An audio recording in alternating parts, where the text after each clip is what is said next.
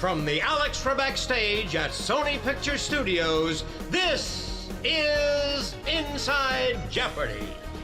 Hello and welcome back to Inside Jeopardy, your exclusive and official podcast destination for all things happening in the world of Jeopardy! I'm Sarah Foss, and I'm joined by executive producer, not in person, but at Embassy Row, Michael Davies. Yep, I'm at Embassy Row in New York today. A slightly new look. I've got a new background. I've got my little picture of my hero, Ken Jennings, behind me. I love it. How are things on the East Coast, Michael?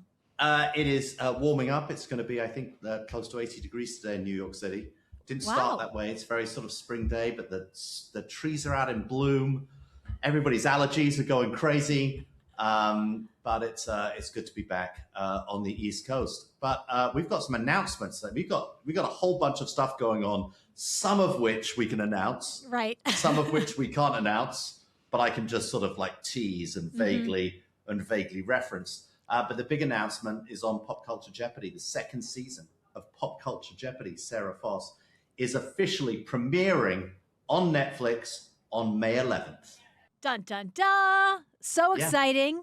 With Colin Jost as the host. Yeah. New episodes going to be premiering every weekday through June the 5th. So it's a different cadence, different from what happened last season at Amazon. Netflix have decided to sort of run, it's essentially 4 weeks of Jeopardy, 20 episodes. And it goes on every weekday. You can follow the tournament as it plays out. Yeah. Similar pattern to what we have in syndication. So it'll be interesting to see if people like that. No, not the format, just in that you can watch it weeknights as well. Oh, yeah, that's true. That's true. Well, it does have some similarities in format as well. It's different than our regular tournaments. We do what we call sort of regular season play for 3 weeks, and then we throw our top teams into finals week. So, yeah, super, super exciting. You know, a few changes which people will notice as the promos start rolling out. But another really fantastic season. Can't say enough about Colin Jost also and his performance. The writing, you know, our award-winning writing on Pop Culture Jeopardy. The writers have returned, more sensational stuff, and just can't wait to have this see the light of day. Yeah, they really bring the material to life. And one of our writers, Marcus Brown, was tasked with bringing a game to life of Jeopardy YouTube edition. Yeah, talking of popular culture, it was almost like a Jeopardy YouTube edition is almost like a category in Pop Culture Jeopardy. Marcus Brown wrote a brilliant game board. Sarah, you did some great producing work Thank you. On the floor while I had to be in New York. And yeah, we made it. I think there was some confusion out there in the world. A lot of people felt that this was a new ongoing regular series. And who knows? It could be long term.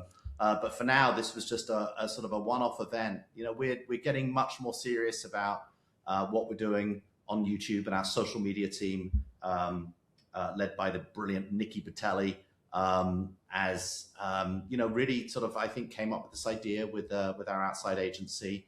And you know, we were really, really happy to help, you know, make it what it was. Fantastic talent. Monet Exchange, Rebecca Black, Brennan Lee Mulligan came on the show, and I think what impressed all of us is the respect and, you know, affection and honor that they had for and brought to the Alex Trebek stage. They played the game really well. They were thrilled by the competition. Ken, I thought, was amazing. And did great work. If you hadn't watched it, go to the Jeopardy YouTube channel and watch it. It's more than 1 million people have watched it now, so it's been very successful. Yeah, and it might be your only chance to see what is Baby Shark as a Final Jeopardy response. Most watched video on YouTube, most watched music video ever. So I learned something in doing this. The talent was great energy. We had some of our friends and Sean Evans. Yeah, Kareem as well. So Kareem Rama. So it was fantastic. Yeah, really enjoyed doing that. We do have another new Jeopardy thing that is going to be happening in the next few weeks. We've not announced yet, but I can't wait for you all to hear about that. Well, Michael, are you feeling any older? Because since we've been Oh, potting, yes. you've had a birthday, I've had a birthday, and Jeopardy has had a birthday. Yes. Jeopardy. What is Jeopardy now? 62 years old? Yes, or young. Yes, exactly. Well, yeah, it's 2 years older than me. I don't know that I'm feeling 60 years young. I'm feeling 60 years something. And you, obviously, Sarah, your 29th birthday. Yes, yet again. yes. Actually, I had a unique milestone. I've now been with this show as long as I was not with the show. So 25 years in, 25 years out. I've now been here half my life, which is crazy. Wow, that is amazing. I would do the percentage that I've been there very quickly in my head, but I don't think I can move that fast. It's less than 10%, more than 5%. Okay, perfect. Yes, well, that's fantastic. So, yes, Jeopardy, a huge success. And for the first time ever, we gave Jeopardy fans a chance to win $6,200 by taking the special Jeopardy giveaway test. Trademark pending. Great response to the sweeps. 2,106 humans, bipeds, passed from the Jeopardy test alone. Yeah, so exciting. Definitely something we want to do again in the future. Loved that we got a lot of new people trying out, people who said they hadn't thought about in the past, but maybe this was a motivation to try. So we're really excited. Our contestant team has been busy already getting those people through testing. So, we got to celebrate 2,106 ways this birthday. Wonderful. And you went to Disneyland, Sarah. Well, it is the happiest place on earth, and it certainly was with Ken Jennings. You probably saw last week, we took Ken out into the wild for the first time, his first on-location category. He was incredible. You have to memorize these things out in the wild. Now, I will say, for our celebrities, we give them a teleprompter, but Ken, we treat him like we were in the Clue Crew. You got to memorize these clues. You're not getting a teleprompter. And Ken, of course, was stupendous. I think what was the best to see were the comments to his category. People loved seeing him delivering clues out there. We had to be to Disneyland very early. I think our call time was 3 a.m. So we really got to see the inner workings of the park before it opens. And people want to know what will be next for Ken. We're certainly working on that, but the first of many things to come. Alex loved going on location, and now we know Ken does too. Well, I'm following his trip to London on Instagram right now. I know. And he's going to so many interesting places that as a Londoner, I've never been to. So I was fascinated. I know. Paddington Bear and... I saw that musical. That's amazing. But he went to the London Transport Museum. Yes. I didn't know. I know the one in Covent Garden, but apparently every now and then they open up something. I think it was Acton or Ealing. They open up a whole warehouse of their old trains. I didn't even know about that. I would love that. I miss the old London buses, the old Route Masters, Sarah. Yes. Well, I haven't spent a lot of time on them, but I know that Ken's Instagram it's just a good hang. Whatever he posts, it's entertaining, surprising, and yet lots of fun. I always joke that he loves London so much more than I do. I'm from there. And now a quick word from our sponsor. Starting your own business can feel intimidating thanks to all the hats you suddenly have to learn to wear. It seems like your to-do list keeps growing every day with new tasks, and that list can easily begin to overrun your life. Finding the right tool that not only helps you out, but simplifies everything can be such a game changer. And for millions of businesses, that tool is Shopify. Shopify is the commerce platform behind millions of businesses around the world, and 10% of all e-commerce in the US, from household names like Heinz and Mattel to brands just getting started. With hundreds of ready-to-use templates, Shopify helps you build a beautiful online store that matches your brand's style.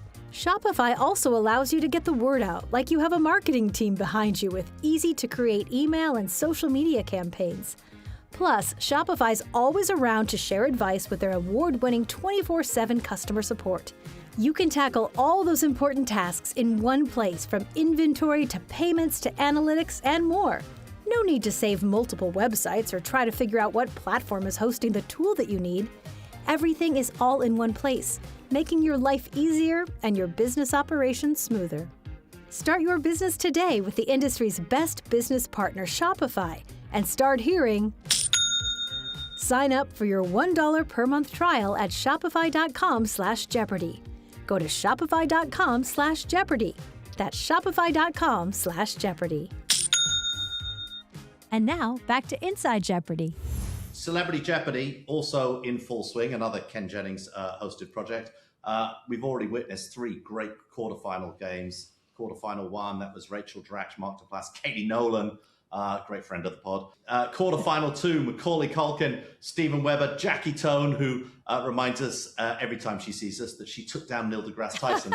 And quarterfinal 3, Sean Gunn, Cynthia Nixon, Roy Wood Jr. So far, we know that Katie Nolan, Stephen Weber, and Sean Gunn are all heading to the semifinals. We were preempted last Friday. Yes. I would say for this would be my. I often don't like our preemptions. I often think that we don't deserve them. This one, I was like, yes, I was very happy to be preempted by the safe return of Artemis 2 to planet Earth. That was really wonderful television as well. But that will be Mina Kimes, Andy Richter, and Tim Simons, and they'll return this Friday. Yes, and Artemis 2, you can't exactly predict when they would splash down. So, it ended up... NASA did a pretty good job. Yeah, it was pretty close. I think we still could have gotten that episode in there on the West Coast. Yeah. But nevertheless, we have something to look forward to. And if you are tuning in to syndication, you, I'm sure, are enjoying just watching the rise of our latest super champion in Jamie Ding. So far, 22 victories, seemingly unstoppable, and the records, they just keep mounting up. Of course, of those 22 victories, 16 runaways. He's earned over $627,000.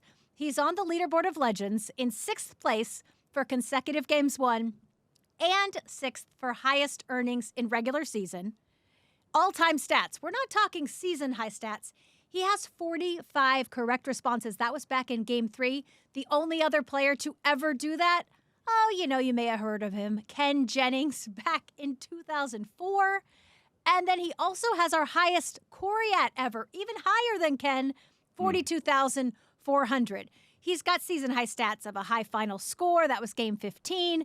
Biggest correct Final Jeopardy wager, also in 15. His buzzer accuracy, 89% in Game 14. This man, he is so fun to watch, and he's also just...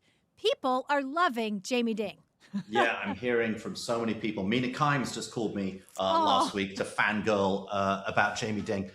He is a lovely, warm, super smart, orange-wearing human being. Yeah. He is, what I love about all of our super champions, they're all so different from each other. And Jamie just has brought such a different energy to the Alex Trebek stage. And really enjoying now watching his run on television with the rest of you.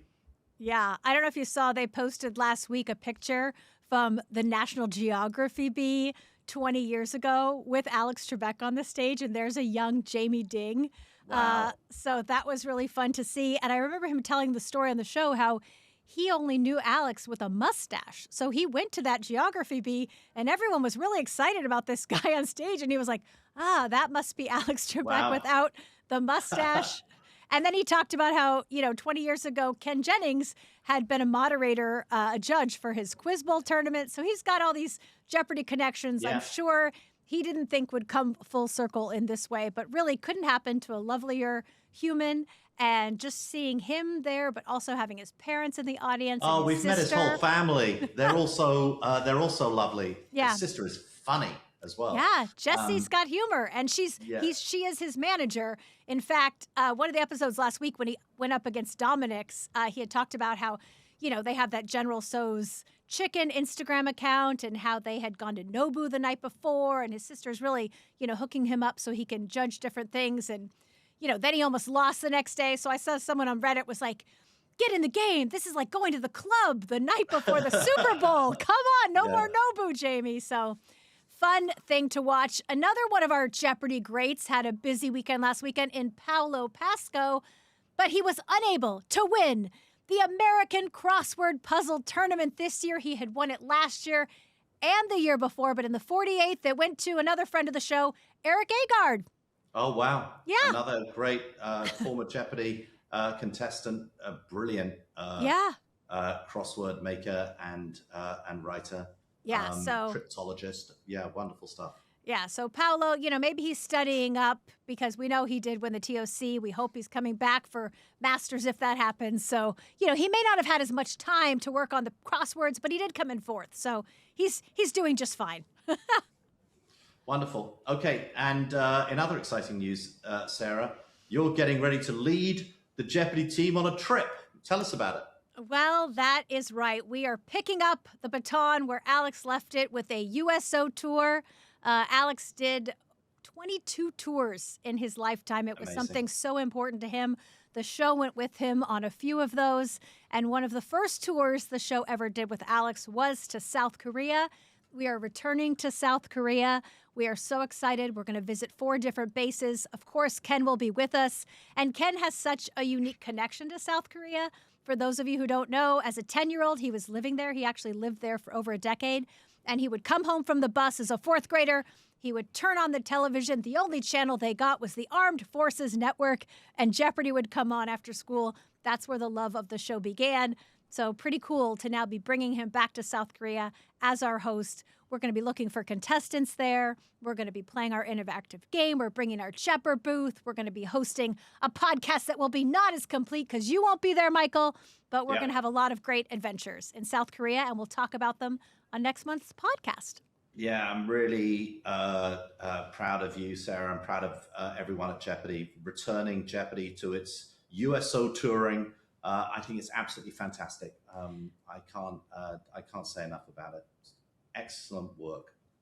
Well, one of the favorite things people love on the pod, the segment where we show you some of those Ken Q&A audience sessions that we do. We didn't have a chance to show you any last month, so we're going to give you a little bonus. We're going to give you a few from Ken Jennings, our host, at some of the recent tapings. When you go out in public, is it easy to blend in, or do people come up to you and take selfies and take photos and mob you? What happens? The other day I put up a picture of me riding the bus because I was in Seattle and taking the bus. It was like I didn't want to park downtown, and I put a picture of me on the city bus because I believe in transit. And somebody in the comments, don't read the comments. Somebody in the Instagram comments said, "Wow, if I saw Ken on the 40, I don't think I would recognize him looking like that. He must wear a lot of makeup on TV." So maybe that answers your question. I could be on your bus tonight. You wouldn't know.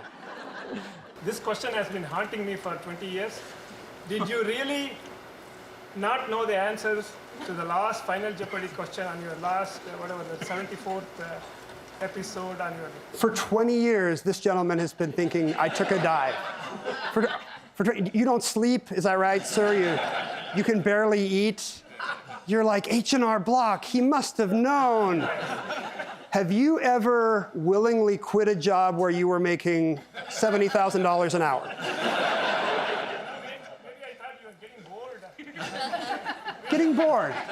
Getting bored. No. I think people who ask me this question usually just want to say one thing, which is, Ken, I knew it was H&R Block. That's what this question means.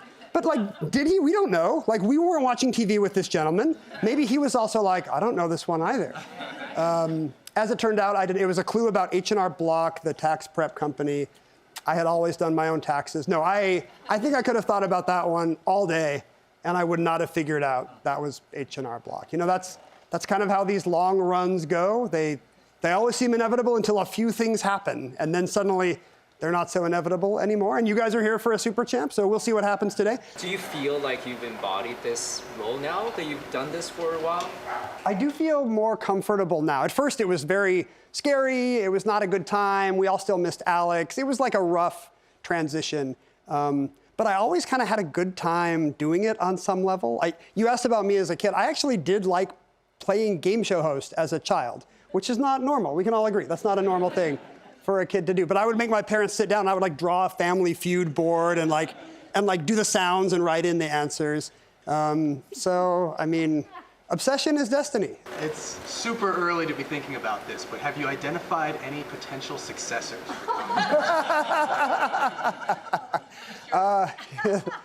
So of anybody here who's planning my murder, it seems to be, if something happens to me tonight, I want everyone to remember where this guy was sitting.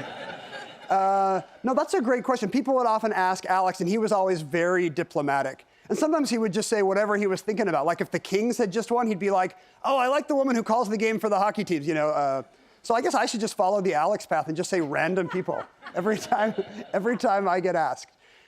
You know, I haven't really thought about it. I'm in good health, I think. I do my stretches every game. But clearly Bad Bunny. It's going to be Bad Bunny.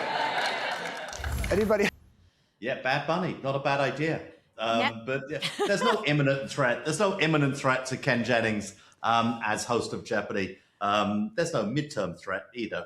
Yeah, You know, he's only in his early 50s. I don't think people started asking Alex that question until he was in his mid-70s. Yeah, I know. Fair enough. Yeah, certainly every single day that Ken hosts the show, he makes himself even more irreplaceable.